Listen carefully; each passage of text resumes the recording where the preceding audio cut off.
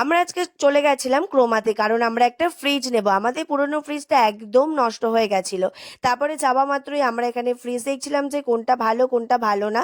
তো আমরা কিন্তু একটা পছন্দ করেছি। আর হ্যাঁ বন্ধুরা, আমরা কিন্তু কোনো 1 লাখ টাকা দামের ফ্রিজ নিইনি। কত টাকা দামের ফ্রিজ নিয়েছি, কোনটা নিয়েছি সেটা জানার জন্য কিন্তু আমার পুরো ফুল ব্লগটা কিন্তু ফলো করতে হবে।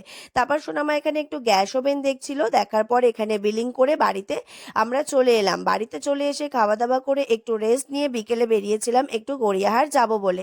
আর ঈদ বলে দেখো রাস্তাটা এত সুন্দর সাজিয়েছে, তোমাদেরকে কি বলবো। তো যাই হোক, আমরা গড়িয়াতে গাড়ি রেখে চলে গেছিলাম অটো স্ট্যান্ডে। আর অটো স্ট্যান্ডে লম্বা লাইন দেখো। তো ফাইনালি আমরা পৌঁছে গেলাম গড়িয়াহাটে। গড়িয়াহাটে গিয়ে এখানে প্রচুর ব্যাগ ছিল, ব্যাগ দেখছিলাম আর গোপুদের জন্য নিয়ে নিয়েছিলাম দুটো জামা। তারপরে শপিং করে আমরা দুজনে লম্বা লাইন দিয়ে চলে আসলাম বাড়ি। আর অবশ্যই কি কি শপিং করেছি সেটা কিন্তু আমার ব্লগটা ফলো করো। তো প্রচন্ড টায়ার্ড হয়ে গেছি।